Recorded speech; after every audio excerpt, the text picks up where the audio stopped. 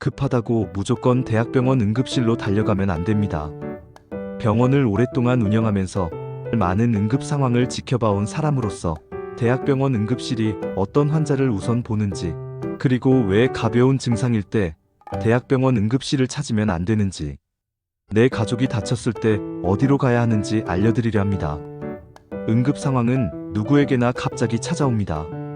특히 아이가 다치거나 부모님이 갑자기 쓰러지셨을 때는 당황해서 판단이 흐려질 수밖에 없습니다. 그래서 이런 정보를 평소에 미리 알고 계셔야 정말 급할 때 훨씬 침착하게 대처하실 수 있습니다. 먼저 많은 분들이 잘 모르시는 사실부터 말씀드릴게요. 대학병원 응급실은 모든 응급 상황을 빠르게 보는 곳이 아닙니다. 대학병원은 중증 질환을 우선으로 진료하도록 시스템이 구성되어 있습니다.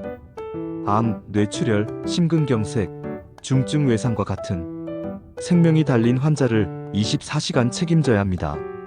그래서 아이 얼굴이 찢어졌다든지 봉합이 필요한 상처나 가벼운 외상 같은 경우에는 대학병원 응급실에서 빠르게 치료받기 어렵습니다.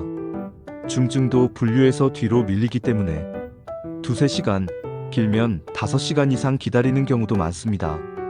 또 많은 보호자분들이 성형외과 선생님이 와서 꿰매주시겠지? 하고 기대하시지만 대부분의 대학병원에서는 야간이나 공휴일에 성형외과 의사가 콜을 받고 치료해주는 경우는 매우 드뭅니다.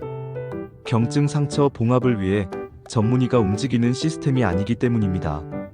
그래서 아이 얼굴이 찢어진 상황이라면 근처 정형외과나 일반 외과에서 응급치료를 먼저 받은 후 성형외과를 물색해서 정밀하게 봉합해야 흉터도 안 남고 나중에 흉터 없애는 성형수술을 따로 받을 필요도 없습니다. 다음으로 경증 환자가 대학병원에 몰리면 생기는 문제에 대해 짚어보겠습니다. 경증 환자가 대학병원으로 몰리면 정작 생명이 위험한 환자가 제때 치료받기 어려워진다는 겁니다. 대학병원 응급실은 뇌출혈, 심장질환, 중증 외상처럼 몇 분 몇 초가 생사를 나누는 환자들을 가장 먼저 치료해야 합니다. 그런데 가벼운 상처나 열감기 같은 비응급 환자들이 몰리게 되면 중증 환자의 치료가 늦어질 수 있습니다. 그래서 우리가 조금만 이해하고 경증일 때는 동네에서 365일 진료하는 병원을 먼저 찾아주면 중증 환자들이 더 빠르게 치료받을 수 있게 됩니다.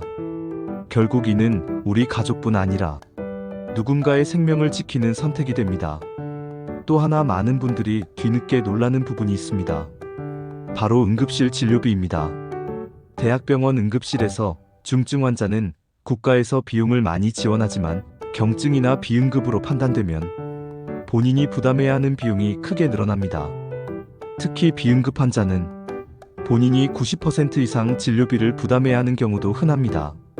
즉, 기다리기도 오래 하고 비용도 훨씬 많이 나온다는 거죠.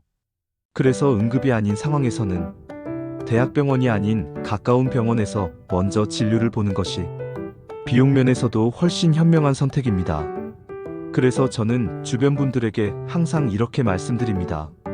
평소에 응급 상황이 생기면 어느 병원으로 갈지 미리 생각해 두세요.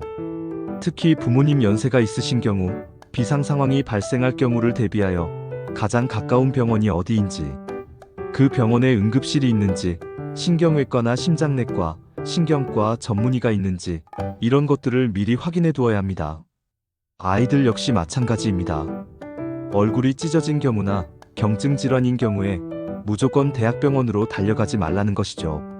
야간이나 공휴일에는 근처 365일 진료하는 병원에서 응급처치를 먼저 받고 추가 진료가 필요하면 다음날 전문 분야 진료를 보러 가는 것이 가장 안전한 방법입니다. 병원을 다니며 가장 많이 느낀 것 중 하나는 준비된 사람은 응급 상황에서도 덜 흔들리고 생명을 살린다는 점입니다. 오늘 영상이 가족을 지키는 데 도움이 되길 바랍니다.